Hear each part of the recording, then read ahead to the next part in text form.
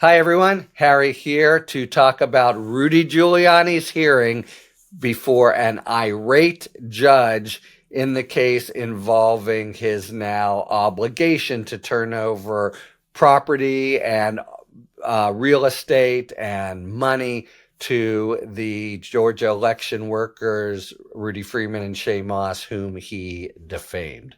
All right, so at every turn, he's tried to bob, weave, say the dog ate it, just ignore commands. And the most recent was when he was ordered to just give these over to a receiver. They are not yours anymore.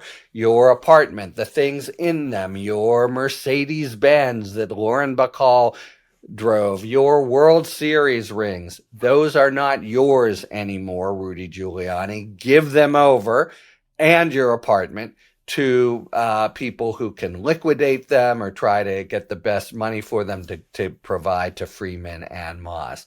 And lo and behold, like a truant schoolboy or just the ultimate scofflaw, when the plaintiffs went into the apartment to get all this booty that he's had and tried to preserve, he had emptied it out. And they had a picture that they showed to the judge where there was valuable art and then it had just disappeared. Giuliani obviously did this and completely obstructing justice, just spirited away all this property, even though he said, but not before the judge, but in public, oh no, they're just lying about it. But who are you going to believe, me or the picture that shows he took all this stuff away?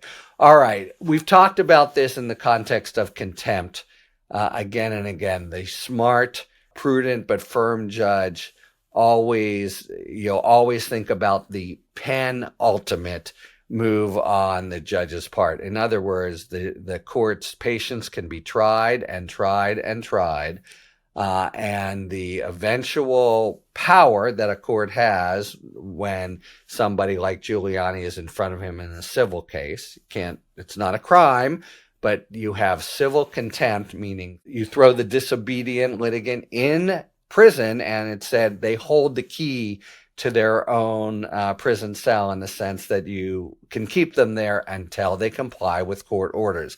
That's the ultimate thing that you have to do. But a wise judge does not do it intemperately, but very decidedly and methodically, and that's who Judge Louis Lyman in New York is. So he learns from the filings of the plaintiffs that Giuliani has tried in this ham-handed way to just get out of his responsibilities, just not turn over information, really just, he's become such a bottom of the barrel kind of lowlife, lying or not showing up or the dog ate it kind of stuff.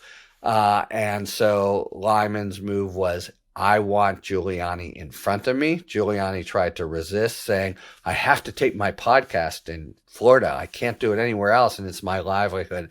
Lyman was unimpressed. Get your butt in front of me on Thursday, and that's what happened.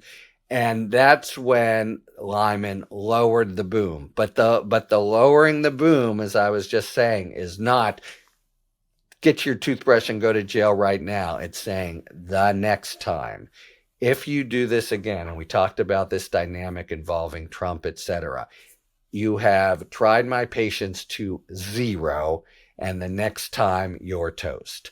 And that's what a firm judge does. But then, having done it, you must follow through. So Lyman has said, you turn this stuff over or I'm going to hold you in contempt. And holding in contempt means civil contempt, means incarceration until he complies.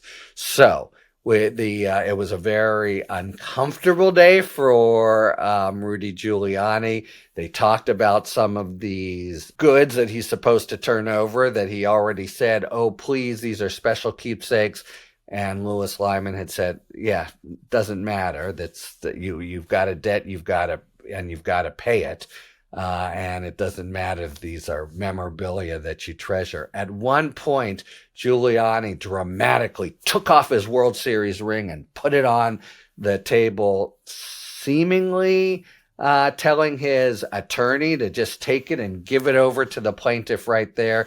The attorney instead gave it back to him. But that's the kind of, Giuliani is in court trying to play the, fine, take my last World Series ring, or, whatever kind of gesture of pitifulness he's trying to make. But so Lyman was really clear. You will face contempt sanctions if you fail to hand over the property by next week, next Thursday. And I'm here to tell you, I clerked with him and I know him. Lyman is not joking around. He will turn over the things by next Thursday or face the wrath of Lyman and a federal cell. Now, maybe there's a little room for him to jerk him around a bit or say the dog ate the World Series ring or whatever, but he's going to have to come through with all kinds of this property that he's resisted and do it by Thursday. Or he's literally at his very, very last move, and what comes next is the federal penitentiary.